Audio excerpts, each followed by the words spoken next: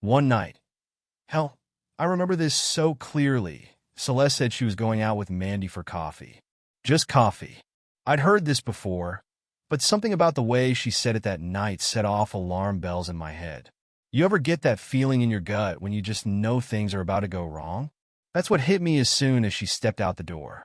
"Don't wait up," she said, tossing a quick smile over her shoulder like everything was perfectly normal. It wasn't the first time she'd pulled this coffee with Mandy stunt, and every time, she came back later and later. But I thought, all right, maybe it really is just coffee this time. Stupid, right? But you want to believe the person you married, so you convince yourself you're just being paranoid. So I settled into my chair, popped open a beer, and flipped through the channels, trying to ignore that sinking feeling in the pit of my stomach. By midnight, I was restless. The TV was just background noise at that point. I tried calling her, just to check in. No answer. A couple of texts followed. "Hey, you okay? When are you coming home?" Nothing. That uneasy feeling turned into a full-blown knot in my gut. By 1 a.m., I was pacing the living room like a madman, staring at my phone, hoping for a response that never came. I've been trying to tell myself all night that it was fine, that she was just out with Mandy having a good time, but something didn't sit right.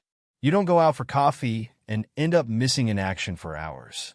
I kept telling myself I'd give it a little longer, but that clock kept ticking louder and louder in my head. And the longer it ticked, the worse the thoughts in my mind got. What was she doing? Who was she with? Why the hell wasn't she answering? By 2 a.m., I was livid. I tried calling her again, straight to voicemail this time. My mind started racing, imagining every worst-case scenario. Was she hurt? In trouble? Or was it something else? Mandy was trouble. I'd known that for years.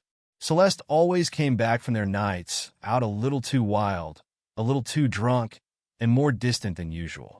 But this felt different. There was something off in the air that night, and I couldn't shake it. And then, finally, just after 3 a.m., the front door creaked open. I heard the unmistakable sound of heels stumbling over the threshold, followed by a sloppy giggle. I turned around, and there she was, my wife, my loving wife, stumbling through the doorway like she could barely stand. Her hair was a mess, makeup smeared across her face like she'd had a rough night. And the smell hit me before she even opened her mouth. Booze. Strong enough to knock you over. Not a hint of coffee in the air. "What the hell happened?" I demanded, trying to keep my voice steady. But inside, I was boiling. I could feel the anger rising in my chest, threatening to explode. She barely looked at me, her eyes glassy and unfocused, like she didn't even care how late it was or how drunk she looked. She let out this ridiculous giggle, like it was all some big joke. "Had a few drinks, babe. No big deal," she slurred, leaning heavily on the doorframe as if it was the only thing keeping her upright. "A few drinks? You said you were going for coffee. You're drunk, Celeste. What the hell were you doing?" I snapped, my patience hanging by a thread. She waved her hand dismissively, almost stumbling over her own feet as she tried to kick off her heels. "Mandy wanted to check out this new bar, so we went. Just a few drinks, that's all," she muttered, her words barely making sense as she fumbled her way toward the couch. That's when the anger hit me like a wave. "A few drinks? It's 3 in the damn morning. You've been out for hours. Why didn't you answer your phone? Why didn't you text me back?" She just shrugged like none of this was important.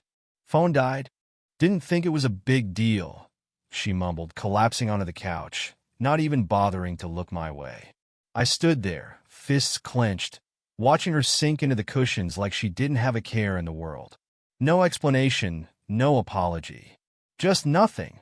It was like I wasn't even there, like my concern didn't mean a damn thing to her. That gnawing feeling in my gut, it twisted tighter like a noose around my neck. This wasn't just a night out gone too far. This was something else. And even though I didn't have any solid proof, I knew deep down something had happened. You don't go out for coffee and come back at 3 a.m., stumbling drunk, with your phone mysteriously dead. It wasn't right.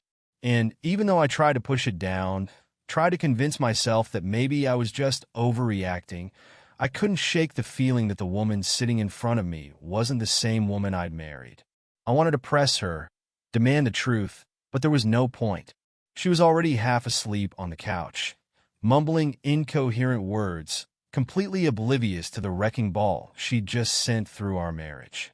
I should have known then, should have trusted my gut, and done something. But instead, I let it slide. I let her drunken lies wash over me, convincing myself I'd deal with it in the morning. But deep down, I knew better. I knew that when your wife goes out with her friend for coffee and stumbles home at 3 a.m., barely able to walk, it's never just drinks. Something else was going on, and I was about to find out just how deep this shit ran. I woke up the next morning with a pounding headache. Not from booze, but from the mess of thoughts swirling in my head. Celeste was still passed out on the couch, looking every bit the train wreck she'd stumbled in as. I couldn't stop thinking about the way she'd brushed me off, like none of it mattered. Like I didn't matter. It was eating at me, and I knew I couldn't let it go. I didn't say anything right away. I made coffee, sat at the kitchen table, and tried to piece it together. What the hell had happened last night? She was too drunk to remember, she claimed. That's what she would say when she woke up. I knew it, but I wasn't going to take that bullshit excuse, not after what I saw. When she finally stirred, dragging herself from the couch and into the kitchen, I was ready for answers. She slumped into a chair across from me, looking like hell. "Morning," she muttered, rubbing her temples like she was the one who had to deal with something heavy. I didn't respond. I just stared at her, waiting. Finally, she sighed and met my eyes, her expression shifting into something that looked like shame, if she even knew what that felt like anymore. "Look, I was really drunk last night," she started, her voice low, almost pleading. "I don't really remember anything after we left the bar." I clenched my jaw, trying to keep my voice calm. "You don't remember anything?" "Not a single thing after you and Mandy left for coffee." The sarcasm in my voice was thick. She winced, then shook her head. "No, I remember going to the bar with Mandy, but after that it's all kind of a blur. I'm sorry, okay? I didn't mean to stay out that late. I just lost track of time, I guess." I stared at her, the anger bubbling beneath the surface. I didn't believe her. Not for a second. But before I could say anything, an idea popped into my head. If she didn't remember anything, maybe her friend Mandy would. So, I picked up my phone and dialed Mandy's number. Celeste's eyes widened as she watched me, but she didn't say a word. Mandy answered after a few rings, her voice sounding all too chipper for someone who was supposedly out until 3 a.m. "Mandy, it's me," I said, not bothering with pleasantries. "I need to know what happened last night." Celeste can't seem to remember a damn thing. There was a long pause on the other end of the line. When Mandy finally spoke, her voice was cold. "I'm not talking to you about that, okay? Everything's fine. You're blowing this out of proportion." "Am I?" I shot back, my patience wearing thin. "She came home drunk at 3 in the morning, and she doesn't remember anything. That doesn't sound fine to me." Mandy's voice hardened. "Look, if Celeste doesn't remember, that's on her. I'm not getting in the middle of this, and you need to back off. Everything's fine." Fine. That word again. Everything's always fine with Mandy. That's when it hit me. This bitch knew something. She knew exactly what happened last night, and she was covering for Celeste. "Yeah, well, thanks for nothing," I muttered, hanging up the phone before she could say anything else. My blood was boiling. I could feel the heat rising in my chest, and I wasn't sure how much longer I could hold it in. I turned to Celeste, who was watching me with that guilty look plastered on her face. "So, Mandy's not talking, and you're telling me you don't remember. I'm supposed to just let that slide? You think I'm stupid?" Celeste stood up, throwing her hands up defensively. "I already told you, I don't remember. Why are you making this such a big deal? We went out, had a few drinks, and yeah, I got a little too drunk. It happens." "It happens?" I snapped, my voice louder than I intended. "You come back wasted at 3 a.m., and it's just no big deal to you? What the hell were you really doing out there, Celeste?" That's when she slipped. It was quick, barely noticeable, but it was enough. "We were at that club. What's it called?" "Red Velvet," or something. I froze. Red Velvet. Of course, that was the name of the club. I knew that place. Everybody did. It had a reputation, a bad one. Drugs, fights, sketchy people. It wasn't just a regular bar where you grabbed a couple of drinks with friends. This was the kind of place you went when you were looking for trouble. My mind raced. She didn't just accidentally end up at Red Velvet. She chose to go there. That's not a place you just stumble into on a whim. And if she was there, then something more happened than just a few drinks with Mandy. I wasn't going to sit around waiting for her to feed me more lies. I needed answers, and I needed them fast. "I'm going out," I said abruptly, grabbing my keys off the counter. Celeste looked startled, but I didn't give her a chance to respond before I was out the door and in my car, heading toward Red Velvet. When I got there, the place looked just as grimy as I'd remembered. Dark windows, neon lights flickering, the kind of place where secrets get buried. I parked across the street, but when I walked up to the door, it was locked. Of course, it was only noon, and a place like this didn't get started until after dark. I stood there for a minute, staring at the closed sign, my mind spinning with what I might find once I got inside. I didn't know what I was looking for exactly, but I had to start somewhere. If Celeste and Mandy had been there, maybe someone saw them. Maybe someone knew what the hell happened that night. I wasn't leaving until I found out. Standing outside Red Velvet, I felt a mix of anger and desperation gnawing in my stomach. The place was locked up tight, a closed sign hanging crookedly in the window. But I couldn't shake the feeling that something or someone was inside. Maybe it was paranoia. Maybe it was my mind playing tricks on me. But as I stood there, peering through the grimy windows, I swore I saw movement out of the corner of my eye. I took a step closer to the door, trying to get a better look. Nothing. It was silent, not a single sound coming from inside. I shook my head, muttering under my breath. Maybe I was imagining things, letting my suspicions get the better of me. Hell, I didn't even know what I was expecting to find here in the middle of the day. But just as I was about to walk away, I heard footsteps approaching from behind the door. Someone was coming. A second later, the door creaked open, and a huge guy in a security uniform stepped out, looking me up and down like I was a lost puppy. "What do you want?" he grumbled. "Can't you read? We're closed. Come back tonight." I didn't flinch. I was too pissed to care about his attitude. "I'm not here to drink. I'm looking for information about a girl who was here last night," I said, my voice steady but laced with impatience. The security guard narrowed his eyes at me. "We don't give out information about our customers. If that's all you've got, you can turn around and leave." I clenched my jaw, feeling the anger rise again. "Look, I'll give you $200 for your trouble. Just tell me what you saw." He didn't even blink. "I'm not for sale, man. We got rules here, and I'm not about to break them because some guy's got cash to throw around." I took a deep breath, trying to keep my cool. I wasn't going to leave without answers. I pulled out my phone, quickly scrolling through until I found a photo of Celeste. It was one I'd taken just a few weeks ago, her smiling face looking back at me like a cruel joke now. I held the phone up to the guard. "This is my wife. I suspect she was here last night, and I need to know what happened." The guard glanced at the phone, his expression shifting slightly. He didn't say anything for a long moment, but I could tell he was thinking. Finally, he let out a sigh and nodded. "Yeah, I saw her. She was here. Come inside." My heart pounded in my chest as he pushed the door open wider and gestured for me to follow him in. The club was dark, even during the day, with the smell of stale booze and sweat clinging to the air. He led me through the maze of tables and chairs until we reached a small room tucked away in the back, lined with security camera monitors. He sat down, tapped a few buttons, and pulled up footage from the previous night. He didn't say a word as he fast-forwarded through the clips, but I kept my eyes glued to the screen. And then I saw her, Celeste, stumbling into the men's restroom, her arms slung around some guy's shoulders like they were old friends. Another guy followed close behind them. My stomach turned, my hands clenching into fists at my sides. "Those two guys," the guard muttered, pointing at the screen. "I've seen them around before.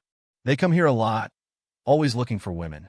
Usually, They pick one for each of them, but he trailed off, not needing to finish the sentence. I couldn't tear my eyes away from the screen as the footage showed them disappearing into the bathroom together. The door closed behind them, and the video continued to roll on, though the damage was already done. I gritted my teeth, forcing out a strained thank you before I turned and headed for the door. The guard didn't say anything else, and I didn't look back. When I got to my car, I sat there for a few moments, my hands gripping the steering wheel so hard I thought it might break. I didn't know whether to scream, punch something, or cry, but none of that was going to fix this. The only thing left to do was make sure this nightmare ended for good. I pulled out my phone and dialed my lawyer, my voice cold and steady as I spoke. "I need you to prepare the divorce papers. Now!" I stormed into the house, slamming the door behind me so hard it felt like the whole frame shook. My chest was heaving, my blood boiling. I couldn't even think straight after everything I'd seen. The rage inside me was burning so hot it was like my vision was tunneled, focused only on one thing: Celeste.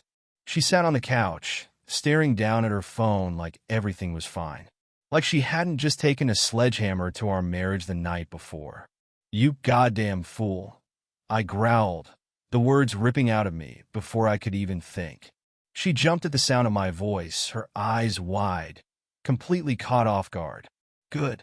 I wanted her to feel it, to understand the storm she had unleashed. What are you talking about?" she stammered, standing up, looking confused. But there was something behind her eyes, fear. She knew what this was about. She had to know.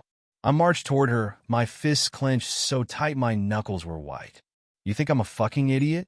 You think I wouldn't find out about the shit you pulled last night? You think I wouldn't find out about you screwing two guys in some dirty club bathroom?" Her face went pale, and for a moment, I could see the gears turning in her head, trying to figure out if there was a way to lie her way out of this. But I didn't give her a chance. "You're a goddamn joke," I spat, the words dripping with venom. "I saw the video, Celeste. I saw you." The color drained from her face completely, and the tears started almost immediately. She crumpled onto the couch, her hands shaking as she tried to speak. Please listen. I didn't mean to, I swear. I didn't mean for any of it to happen."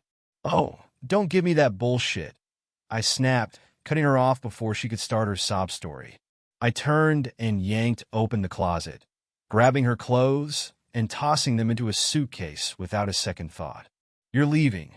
You're getting the hell out of here right now." "What?" she cried, stumbling off the couch and toward me, her voice desperate. "What are you doing? Please, just let me explain." "There's nothing to explain," I shot back, throwing more of her things into the suitcase. "This house isn't yours. It's mine. I bought it before we got married.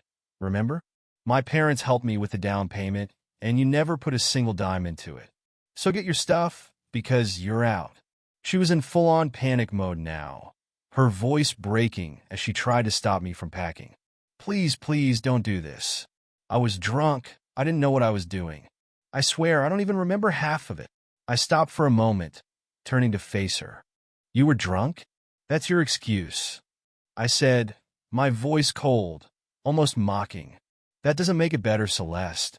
That just makes it worse. You were so out of control that you fucked two random guys in a bathroom. And now you want me to believe you don't even remember? You think it's going to make me forgive you?" Her sobs were choking her now, her face wet with tears, but I didn't care. Not anymore. This wasn't the woman I married. This was a stranger, someone who had lied to me, cheated on me, and now had the audacity to stand there and beg for forgiveness like it meant something. "Please," she whimpered, dropping to her knees in front of me, clutching at my jeans. "I love you. I'll do anything to fix this. Please don't throw me out." I looked down at her, feeling nothing but cold contempt. "You think I'll ever believe a word that comes out of your mouth again? You're a liar, Celeste. And now, you're a cheat. There's nothing left to fix." I ripped her hands off my jeans, turned away from her, and kept packing. Clothes, shoes, whatever I could find. I stuffed it all into the suitcase with no regard for what was hers or what was important. I just wanted her gone. In less than 30 minutes, I had everything packed, and she was standing at the front door, her face streaked with tears, her body shaking with sobs. She was barely holding herself together. Where am I supposed to go?" she whispered, her voice small and pitiful. I shrugged, pulling the house keys from her hand with no hesitation. "Not my problem. You'll figure it out. You're good at doing shit on your own, right?" She flinched at the words, like I had slapped her across the face. But I didn't care. She deserved this, every last second of it. As she stepped outside, I leaned against the doorframe, watching her like a hawk. "Oh, and one more thing," I called after her. She stopped and looked back at me, her eyes red and swollen. "If I were you, I'd get myself checked out. Those two guys you were with, they didn't exactly look like the type who care much about health. You should probably make sure you didn't catch something." Her eyes widened in horror, and I could see the thoughts sinking in. You don't think?" "Yeah, I do," I said, cold as ice. "You think guys like that are using condoms? Please. You played with fire, Celeste. Now you get to deal with the burns." She didn't say anything after that, just turned and walked away, shoulders slumped, head hanging low. I slammed the door shut and locked it behind her. For the first time in a long time, I felt like I had control. She was gone, and I didn't give a damn where she ended up. The second she was out of sight, I pulled out my phone and dialed my lawyer. "I need you to draw up the divorce papers," I said, my voice steady. "And I want it done fast." The next few days were a blur. I'd like to say I handled everything like a man in control, but that would be a lie. My head was a mess, and I felt like I was walking through thick fog, barely able to see straight. I took a few days off work, telling my boss I wasn't feeling well. It wasn't like I could just show up and pretend everything was fine, not after throwing my wife out of the house like that. I spent most of those days in bed, staring at the ceiling, trying to wrap my mind around everything that had happened. The anger was still there, but underneath it was this deep, gnawing emptiness. I didn't expect to hear from her again so soon. I figured she'd vanish for a while, maybe stay with a friend or find some cheap motel to hole up in. But a few days later, there she was, standing on my doorstep like a ghost from the past. Her eyes were red, swollen from crying, and I could see from the way her hands shook that she was barely holding herself together. She knocked softly, like she wasn't sure she even had the right to be here. I stared at the door for a few seconds, debating whether I should even answer. But curiosity got the better of me. I opened it and looked at her, cold and distant, like I was staring at a stranger. "What do you want?" I asked, my voice flat. She hesitated, her lip trembling. "Please, I need to talk to you," she whispered, her voice barely audible. "I told you before, I'm never going to forgive you," I said, crossing my arms over my chest. "So, unless you've got something else to say, you're wasting your time." She didn't leave. Instead, she stepped inside, her shoulders shaking as the sobs started again. I shut the door behind her, but I kept my distance. I wasn't going to let her tears get to me. Not this time. "What now?" I asked coldly. "Did something happen?" She nodded, unable to speak for a moment as she tried to compose herself. Then, through her tears, she choked out the words that stopped me dead in my tracks. I contracted HIV that night," she sobbed, her voice breaking with each word. "I don't know what to do." For a second, I just stood there, staring at her as the weight of what she said sank in. HIV. Of all the things I'd imagined, that wasn't one of them. But instead of feeling pity or fear, all I felt was this icy calm wash over me. "That's not curable, you know," I said, my voice as cold as ever. "But there's a pile of meds out there that'll help keep you alive for a while. You'll be fine. It's just a different kind of life now." She stared at me, her eyes wide with desperation, hoping for some kind of comfort. But there was nothing left to give. I looked her dead in the eye and added, "This is your price. This is your payment for that night. For betraying me. For tearing apart our marriage." Her face crumpled again as another wave of sobs hit her. She was falling apart, but I couldn't bring myself to care. Maybe deep down, in some small corner of my heart, I felt sorry for her. No one deserved this. But at the same time, I couldn't help but think she got what she deserved. Now, I said, pointing to the door, you need to go. There's nothing left to talk about. She hesitated, looking at me one last time, maybe hoping for some sign of forgiveness. But I stood firm, unmoving, cold. After what felt like an eternity, she finally turned and walked out the door, her sobs echoing down the street. As I closed the door behind her, I let out a long breath. Part of me felt a sliver of regret, but the larger part of me, the part that had been broken by her betrayal, knew that this was how it had to be. She had made her choices. Now, she had to live with them. The divorce went through faster than I expected, and for the most part, it was pretty calm. No drawn-out court battles, no screaming matches. We both knew there was nothing left to fight over. The house was mine, and we didn't have kids or anything else that would complicate the process. She signed the papers without much resistance, and within a few months, it was all over. We were officially done. I thought maybe I need to see a psychologist to help deal with everything, but I didn't. People kept suggesting I talk to someone, that it was a lot to process, but I didn't feel the need. Mentally, I was strong enough to handle it. Sure, there were moments when the anger would flare up, when I'd replay everything that had happened and wonder what I could have done differently. But I never let it break me. That's just not who I am.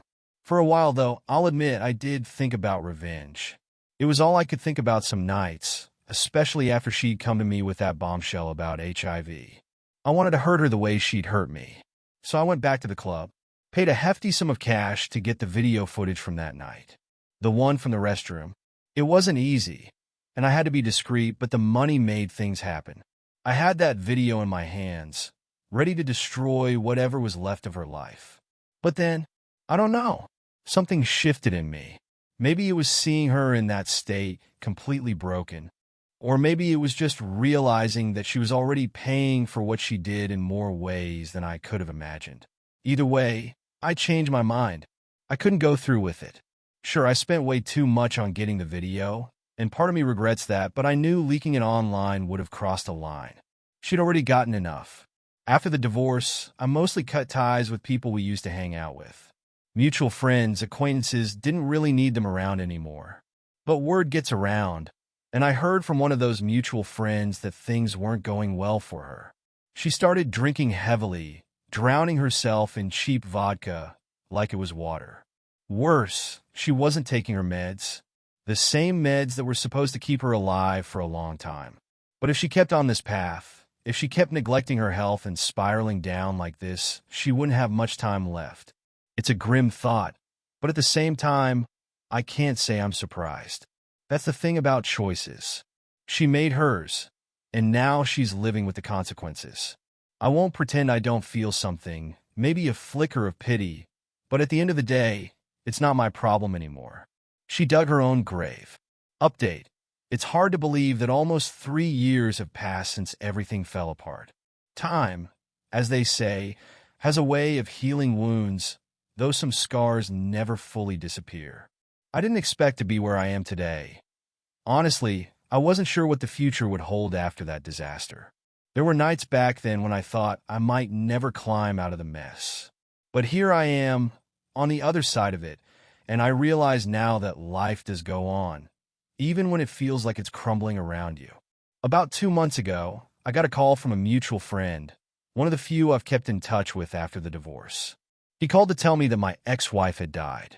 The news hit me in a strange way, like a punch you don't really feel until a few seconds later. I hadn't seen her in years, hadn't spoken to her since the divorce was finalized. It was like she disappeared from my life completely, and now I find out she's gone for good. The details? Well, to be honest, I don't know much. Whether it was the illness that finally got her, or if it was the drinking that sped up the process, I can't say. Maybe it was both. After the divorce, I heard from mutual friends that she wasn't taking care of herself. She wasn't following her doctor's orders, wasn't taking the medication she needed. Instead, she drowned her pain in alcohol, probably trying to numb whatever guilt or shame was eating away at her. In the end, I suppose it caught up with her. I didn't go to the funeral. Some people might say that's cold or heartless, but honestly, I couldn't bring myself to care. By the time she died, she wasn't really a part of my life anymore. She was like a ghost, someone I used to know, someone I once loved, but now just a memory from a different life.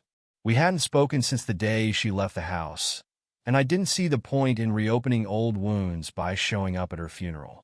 There was nothing left to say. In some ways, her death didn't change anything for me. She had already been gone for a long time. But enough about that. On a more positive note, life has moved forward for me, and I mean really moved forward. I'm in a completely different place now than I was 3 years ago. About a year after the divorce, I met someone. It wasn't something I was looking for, it just kind of happened.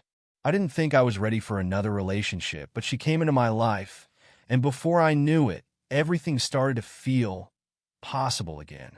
We've been married for a little over a year now. It's funny how life turns out sometimes. After everything I went through, I never thought I'd be able to trust someone again, let alone get married. But here we are. She's nothing like my ex-wife, and that's a good thing. She's kind, patient, understanding, and most importantly, she's honest. We communicate in a way that I never had with my ex. It's a different kind of relationship, one built on mutual respect and real trust. And the biggest news? We're expecting a son. Yeah, in just a few months, I'm going to be a dad. It still feels a little unreal when I say it out loud. I never thought I'd get a second chance at a family, but here it is, right in front of me. I'm excited, nervous, and everything in between, but mostly I'm just grateful. Grateful for the way things have turned out. Grateful for the woman I'm married to now, and grateful for the future that's ahead of us. I wanted to take this moment to thank everyone who followed my story from the beginning. Your advice, your support, it helped me more than I ever realized at the time. Back when I was going through the worst of it, I didn't think anyone could truly understand the pain I was in, but hearing from all of you made me feel less alone. It gave me the strength to get through the darkest days. If there's anything I've learned from all of this, it's that life is unpredictable. It can throw you to the ground 1 minute and lift you up the next. You never really know what's coming, but sometimes that's a good thing. You just have to keep going, even when you don't know where you're headed. So, to anyone still struggling, still trying to find their way, I want to say this: it gets better. Maybe not right away, maybe not in the way you expect, but it does get better. Life is a way of surprising you when you least expect it. Take care of yourselves and don't lose hope. Good luck to all of you, and thank you again for everything.